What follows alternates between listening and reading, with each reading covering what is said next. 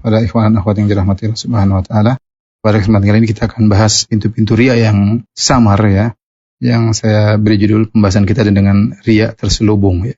Karena setan memiliki ciri-ciri yang jitu untuk menjerumuskan anak Adam dalam berbagai model riya ya. Sehingga kita bisa dapati sebagian orang kreatif dalam melakukan riya. Riya tersebut sangat halus, terselubung. Tapi kalau kita sadar kita bisa tahu itu adalah riya. Dan saya ingatkan sebelum saya menyampaikan materi ini adalah materi untuk kita, bukan untuk mencurigai orang. Karena urusan niat adalah urusan Allah Subhanahu wa taala. Tapi kita waspada untuk diri kita sendiri. Jangan sampai kita terjebak dalam riya yang seperti ini ya. Yang dimaksud dengan riya terselubung adalah nampaknya zahirnya bukan riya, tapi sebenarnya di balik itu ada riya yang samar ya. Contoh riya terselubung adalah misalnya seseorang menceritakan tentang keburukan orang lain. Seperti menceritakan, oh si fulan itu kalau sholat subuh selalu terlambat. Di balik ceritanya ini, dia ingin tunjukkan bahwasanya dia nggak pernah terlambat dalam sholat subuh ya. Atau misalnya dia mengatakan si fulan itu pelit. Ya, kalau diminta sumbangan, ya Allah pelitnya. Tujuan dia adalah untuk agar orang-orang yang dengar tahu dia tidak pelit, dia tidak seperti itu.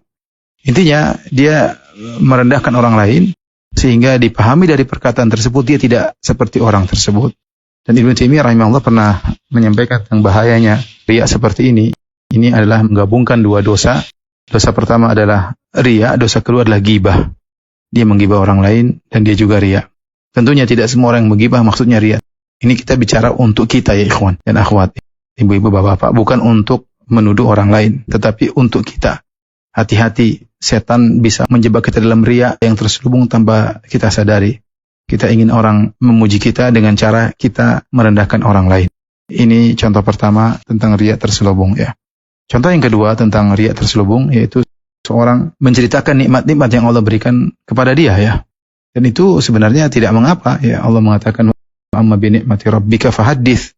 Adapun tentang nikmat-nikmat Rabbmu maka sampaikanlah.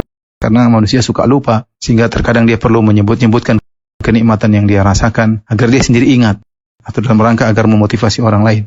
Tetapi terkadang setan masuk dalam hati kita, kita menceritakan nikmat-nikmat tersebut, seakan-akan kita menunjukkan saya orang mulia, Allah berikan saya kemudahan ini, kemudahan anu.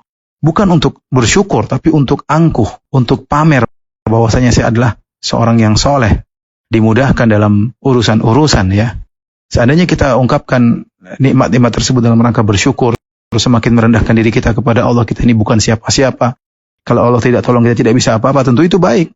Tapi terkadang setan masuk dengan cara yang halus, sehingga kita terpedaya, kita menyebutkan nikmat-nikmat tersebut, ternyata agar orang-orang muji kita bahwasanya kita adalah orang yang soleh, orang yang bertakwa, dimudahkan urusannya oleh Allah, dan itu berbahaya. Ini adalah riya terselubung ya. Di antara model riya terselubung adalah seorang memuji gurunya dengan pujian setinggi langit. Oh guru saya Masya Allah begini-begini, orangnya hebat, orangnya anu. Orangnya suka nangis, hafalannya banyak, orangnya bertakwa. Selalu dia dalam majelis-majelisnya memuji-muji gurunya. Ternyata di balik itu dia punya niat. Dia ingin mendompleng ketenaran gurunya ya. Sehingga orang tahu, oh dia muridnya seorang guru yang hebat. Dengan dia memuji-muji gurunya, pada sungguhnya dia sedang memuji dirinya sendiri. Disinilah letak terselubungnya. Dia pamer-pamer gurunya dalam rangka untuk memamerkan dirinya. Karena dia adalah murid dari guru tersebut. Nah, ini hati-hati waspada. Kita tidak menuduh orang, ingat ya, saya ulangi lagi. Kita tidak sedang menceritakan orang. Kita bicarakan kondisi yang semoga kita tidak terjerumus dalam kondisi tersebut. Seperti seorang muji-muji ustadz karena dia dekat dengan ustadz ya. Agar seakan-akan dia orang yang soleh karena dekat dengan ustadz. Berarti dia orang soleh, orang baik. Tidak harus begitu ya. Tidak mesti orang dekat dengan ustadz, kemudian otomatis dia menjadi baik, menjadi soleh. Ustadz mau dekat dengan dia karena dia orang yang mulia. Belum tentu. Betapa banyak orang tidak dikenal. Ustadz pun tidak tahu tentang dia. Ternyata dia adalah orang yang sangat mulia di sisi Allah Subhanahu wa taala. Wallahu a'lam bishawab. Kita akan lanjutkan lagi insyaallah.